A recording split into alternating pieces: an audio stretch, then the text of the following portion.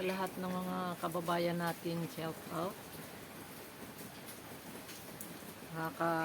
Nakakatakot panoorin yung mga pangyayari ngayon sa mundo natin, lalong-lalo na sa mga naepektuhan ng mga lugar. Lalo na rin sa ano ba yung lugar na yun? Nakalimutan ko. Nagkaroon na ako ng amnesia.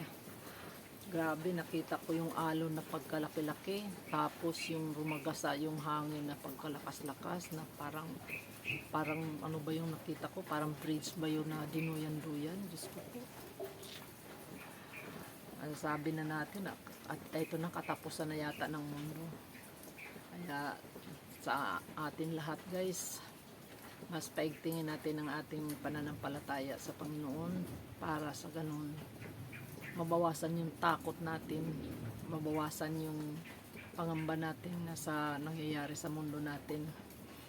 Sana lagi tayong handa, ang ating kaluluwa ay maging handa, kasi ito mga babala na to sa atin na kailangan na natin magbago sa mga ginagawa natin, mga alam mo ba yun, dahil sa kasamaan na ng mundo.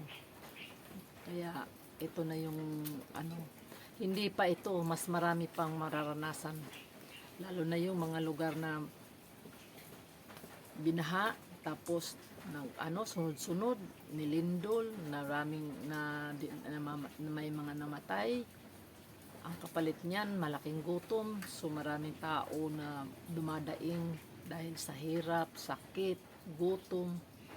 Kaya ayan pa yun, pagdating pang panahon, baka mamaya hindi na magkasundo-sundo, magkaroon na ng kaya higpitan natin ang ating pananampalataya, ang ating pananalig sa Diyos. Ang Panginoon lang ang makapagligtas sa atin, walang iba, dahil siya lang lahat ang nakakaalam nito. Kaya lumapit tayo sa Kanya. Kung pwede natin oras-orasin o minuto natin tawagin para tayo ay maligtas sa lahat sa anumang mga sakuna. So, kung talagang huwag natin matakot man tayo, pero kailangan ang isip natin lagi diyan sa Diyos, dahil kung ang pananampalataya mo ay mahigpit, hindi ka pababayaan ng Panginoon, ililigtas ka, kasi sabi nga niya, yung mga tao na sumusunod sa Kanya at kumikilala at sumasaludo sa lahat ng mga kapangyarihan niya at naniniwala, yan ang iyang Kanyang ililigtas. Hindi man ako masyadong maalam sa ng Biblia, pero yan lang ang naririnig ko, nababasa ko, napapakinggan ko sa ibang mga Kaya ang panahon natin ngayon, katulad din sa panahon nila ni Noe noon. Panahon na yun na si Noe, sinabihan na maghanda kayo, kayo, ganito ang gawin nyo. Pero ang mga tao nagiging matigas ang kanilang puso, nagiging sila, pasaway, inom, kain, sugal, lahat na ng mga bisyo, yun nandoon, hindi sila naniniwala sa sinabi ni So nung dumating ng panahon na litisin na sila, kaya ayun. Kaya ganun din tayo ngayon, hindi lang sa panahon ni Noe, kundi sa panahon din natin, mas matindi ang ating mararanasan, kaya magiging handa tayo lahat. So yun lang din ang i-share ko sa inyong lahat guys, kasi pag pinapanood mo yung mga pangyayari sa mundo, pag pinapanood mo, nakakatakot talaga. So ayan, medyo lumutang na yung si Haring Araw. So magpipira ako ngayon dahil padating na yung client ko na naka-schedule kahapon. So ngayon namin gagawin. Kaya ayusin ko na yung aking kapalitan. Daming dahon. Lakas ng hangin. So abangan yun lang ang aking gagawin mamaya. Wow, walis na siya dahil dakating yung client.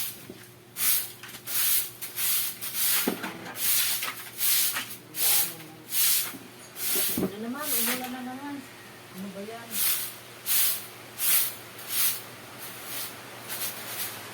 Yan na, umulan na.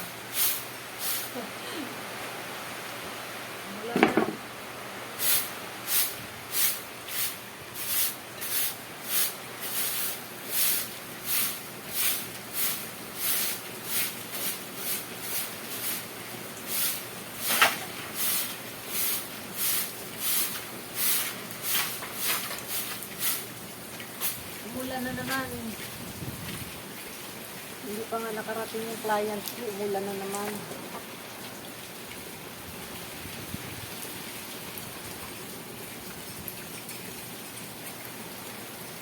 Umulan guys, umulan. Oh, lakas ng ulan.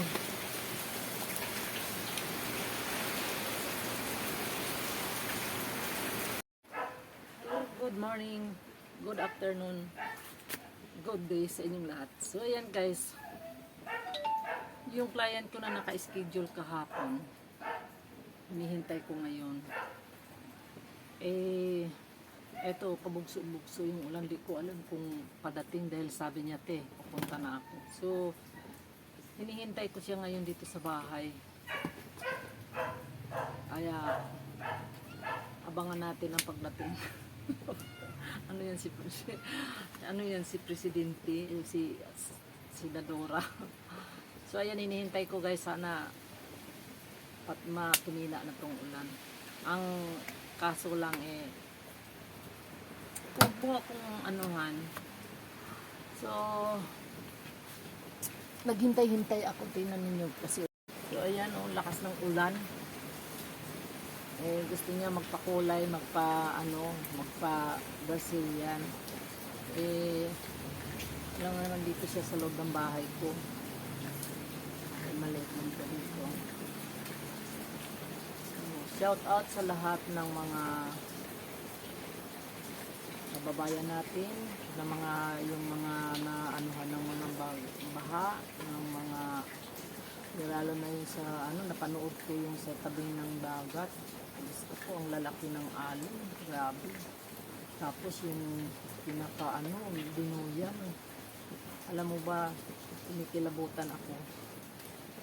Kaya kung napapanood mo, kala mo matatapos na ang mundo. Pero malapit naman talaga matapos na ang mundo. Kaya sa lahat ng mga kababayan natin, shout out. Nakakatakot panoorin yung mga pangyayari ngayon sa mundo natin, lalong-lalo na sa mga naepektuhan ng mga lugar. Lalo na rin sa ano ba yung lugar na yun? Nakalimutan ko. Nagkaroon na ako ng amnesia. Grabe, nakita ko yung alon na pagkalaki-laki, tapos yung rumagasa yung hangin na pagkalakas-lakas na parang ano ba yung nakita ko, parang bridge ba yun na dinuyan-duyan. Diyos ko po. Sabi na natin at ito na katapusan na yata ng mundo. Kaya sa atin lahat guys, mas paigtingin natin ang ating pananampalataya sa Panginoon para sa ganun mabawasan yung takot natin, mabawasan yung pangamba natin na sa nangyayari sa mundo natin. Sana lagi tayong handa, ang ating kaluluwa ay maging handa, kasi ito mga babala na to sa atin na kailangan na natin magbago sa mga ginagawa natin, alam mo ba yun, dahil sa kasamaan na ng mundo. Kaya ito na yung hindi pa ito, mas marami pang mararanasan, lalo na yung mga lugar na binaha, tapos sunod-sunod nilindol, may mga namatay. Ang kapalit niyan, malaking gutom. So maraming tao na dumadaing dahil sa hirap, sakit, gutom. Kaya ayan pa yun, pagdating pang panahon, baka mamaya hindi na magkasundo-sundo, magkaroon na ng kaya higpitan natin ang ating pananampalataya, ang ating pananalig sa Diyos. Ang Panginoon lang ang makapagligtas sa atin, walang iba. Dahil siya lang lahat ang nakakaalam nito. Kaya lumapit tayo sa Kanya. Kung pwede natin oras-orasin o minuto natin tawagin para tayo ay maligtas sa anumang mga sakuna. So, kung talagang huwag natin matakot man tayo, pero kailangan ang isip natin lagi diyan sa Diyos, dahil kung ang pananampalataya mo ay mahigpit, hindi ka pababayaan ng Panginoon. Ililigtas ka, kasi sabi nga niya, yung mga tao na sumusunod sa kanya at kumikilala at sumasaludo sa lahat ng mga kapangyarihan niya at naniniwala, yun ang iyang kanyang ililigtas. Hindi man ako masyadong maalam sa ano ng Biblia, pero yan lang ang naririnig ko, nababasa ko, napapakinggan ko sa ibang mga ano. Kaya ang panahon natin ngayon katulad din sa panahon nila ni Noe noon. Anong panahon na yun na si Noe, sinabihan na maghanda kayo, mag ano kayo, ganito ang gawin nyo. Pero ang mga tao nagiging matigas ang kanilang puso, nagiging ano sila, pasaway, inom, kain, sugal, lahat na ng mga bisyo, yun nandun, hindi sila naniniwala sa sinabi ni ano. So nung dumating ng panahon na litisin na sila, kaya ayun, kaya ganon din tayo ngayon, hindi lang sa panahon ni Noe, kundi sa panahon din natin, mas matindi ang ating mararanasan, kaya magiging handa tayo lahat. So yun lang din ang i-share ko sa inyong lahat guys, kasi pag pinapanood mo yung mga pangyayari sa mundo, pag pinapanood mo, nakakatakot talaga. So abangan na lang, hintayin natin yung ano, teka lang muna, nag-text na yung aking client. So ayan, nag-text siya. Tapos po na naman dahil nahiram daw yung kanyang pera. Kaya hindi na naman matutuloy dahil sa 17 na lang. Actually, yung gusto niyang mangyari, bibenta niya yung kanyang Bluetooth speaker. Ay kailangan ko din ang pera. Hindi ako pumayag. Sinabihan ko siya na hindi ko kukunin.